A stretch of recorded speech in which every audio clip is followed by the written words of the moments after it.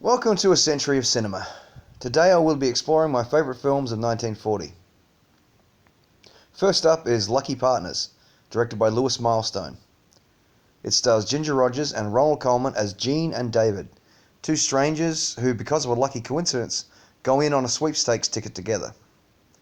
David agrees to it on the condition that if they win, they must go on a honeymoon together, a platonic one, before she marries her fiancé Freddie, played by Jack Carson. They don't win, but Freddie makes the decision to sell Jean's half of the ticket before the race, netting her $6,000. She then decides to split it with David anyway, and he convinces Jean to go on a less expensive version of the honeymoon. Naturally, they end up falling for each other, but Freddie turns up and causes trouble, and after a romantic moment between Jean and David, David decides to leave. A series of misunderstandings cause everyone to be arrested, and it is then revealed that David is actually a famous artist who has hidden himself from the spotlight for a while. It is during the course of their trial where the relationship between David and Jean is repaired and cemented. While this is certainly a funny and romantic movie, much of the appeal of Lucky Partners depends on how much you like Colman and Rogers. Fortunately, I love them both in practically everything they do, so it's kind of a dream pairing for me, but not one you'd immediately think of. They have very different styles, but it definitely works here.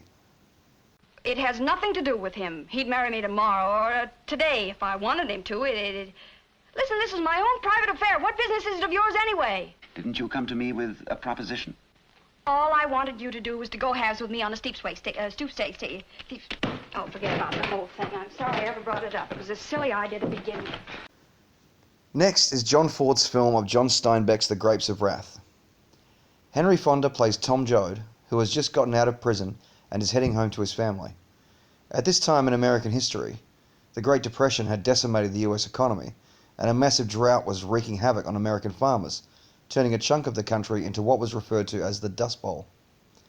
The lack of crops caused banks to foreclose on farms, creating an epidemic of homelessness. Like many real-life families, the Joads in The Grapes of Wrath head to California for the promise of work. And the bulk of the movie is about that journey, and mostly the bleak outlook of living poor in that particular time and place. The Joads are faced with angry locals who don't want other people coming in since their situation isn't that great either, corrupt and exploitative employers, officials and police, and the sheer number of other families just as bad off as they are. And also Tom, who has already broken parole by leaving the state, gets in more trouble by fighting with the badged, seemingly private security officers which patrol the most despicable place in the whole movie, which essentially uses the crisis to make slaves of their workers. This eventually leads to Tom having to leave his family and the one place that gives people like them a chance at some kind of life with dignity. This is not a feel-good movie, but the story is important and it is shot beautifully by the great Greg Toland, but I consider the performances to be the shining light in The Grapes of Wrath. 3 in particular. John Carradine's somehow cynical yet mystical portrayal of ex-preacher Casey, Jane Darwell's Oscar-winning performance as Ma Joad, the rock of the Joad family, and Henry Fonda in possibly his most iconic role as Tom Joad. That's why this is on my list, and that's why Henry Fonda is my choice for Best Actor of 1940. Wherever there's a fight so hungry people can eat, I'll be there. Wherever there's a cop beating up a guy, I'll be there. Charlie Chaplin's The Great Dictator is Chaplin's first full talkie, and appropriately the last appearance of an iteration of his famous tramp character. In 1940, World War II had begun, but America was not involved yet. Adolf Hitler and Charlie Chaplin were two of the most famous faces of the time, and both had that little moustache. So in a perfect screw you to Hitler, Chaplin created the character of Adenoid Hinkle, dictator or Phooey of Tamania, a ridiculous, vain, cowardly tyrant who, just like Hitler, is mercilessly persecuting Jewish people.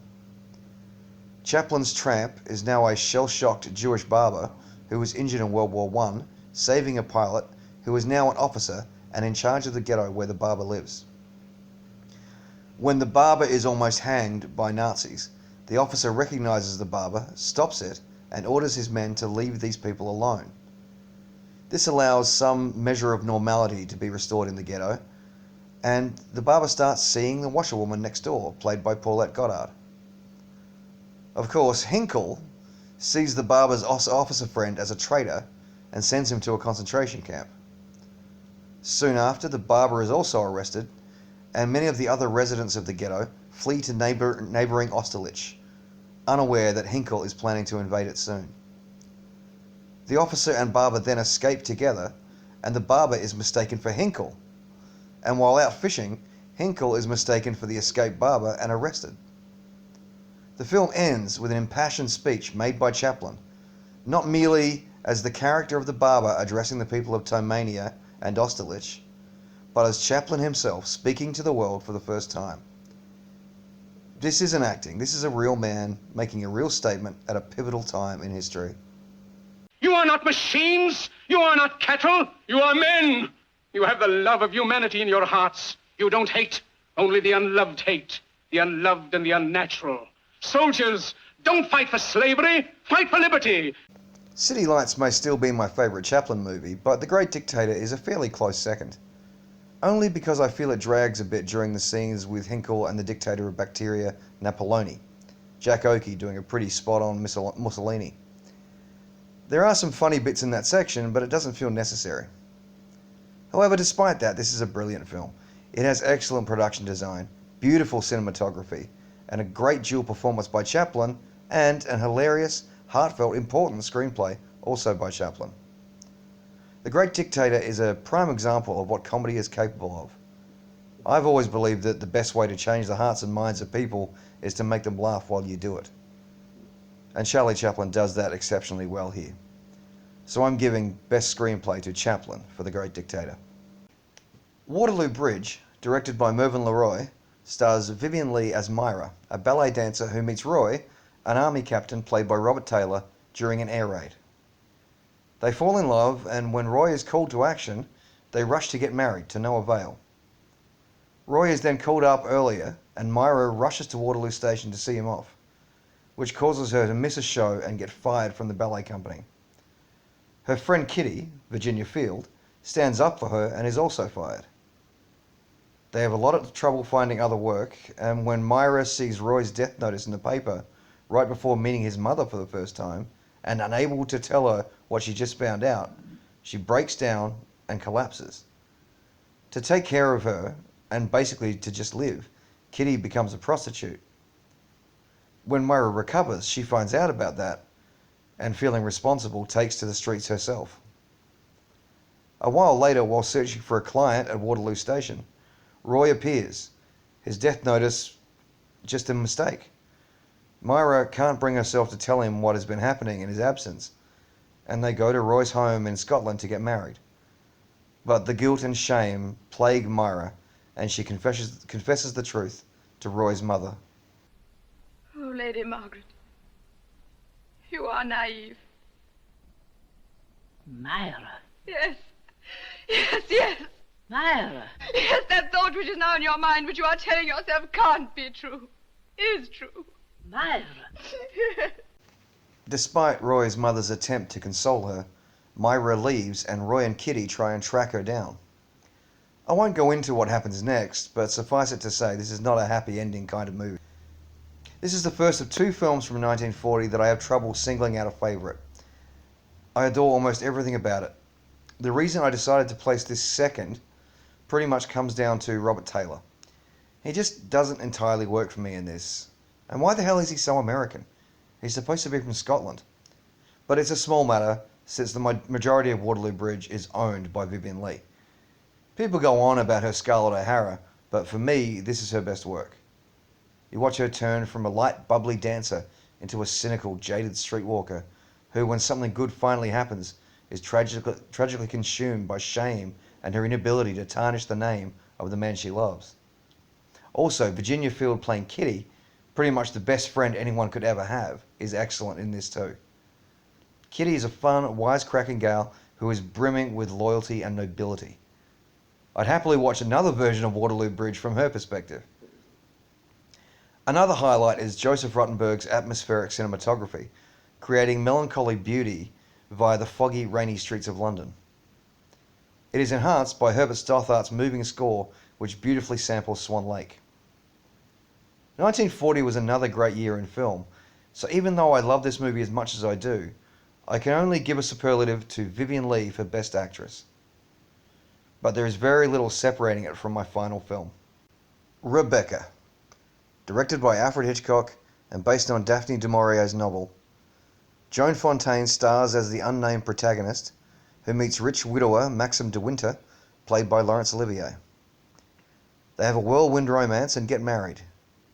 They then go to Maxim's mansion, Manderley, where the metaphorical ghost of Maxim's dead wife seems to haunt every inch of the place, and most menacingly within the housekeeper, Mrs. Danvers, Judith Anderson, in a chilling performance.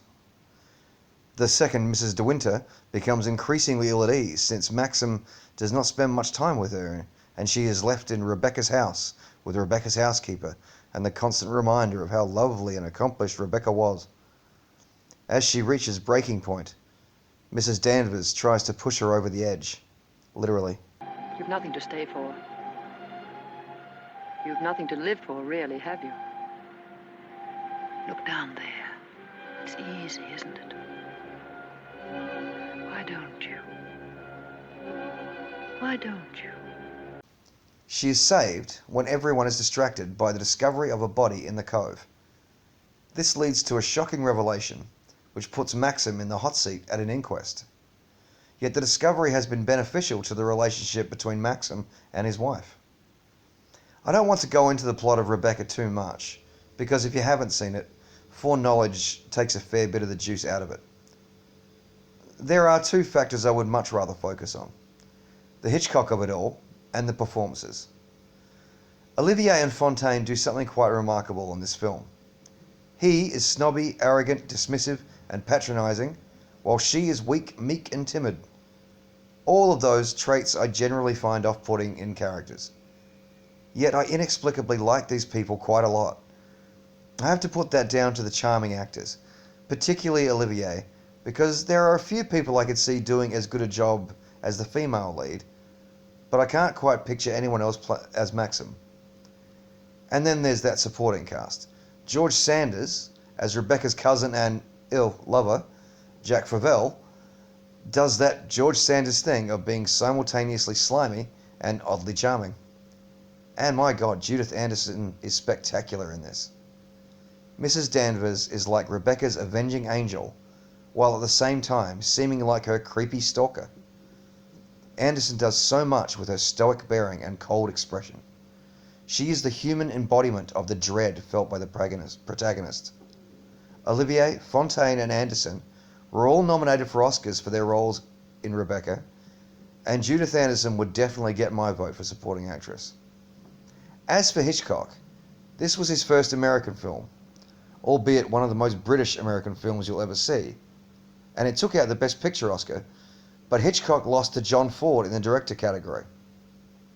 I humbly disagree with that decision.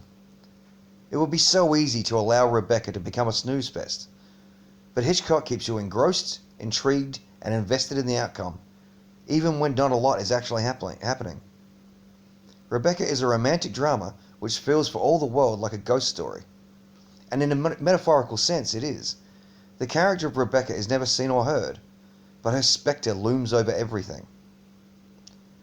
Rebecca is my choice for Best Director Alfred Hitchcock and Best Picture of 1940. Join me next time on A Century of Cinema when I will be discussing my favourite films of 1941. Now go watch a movie.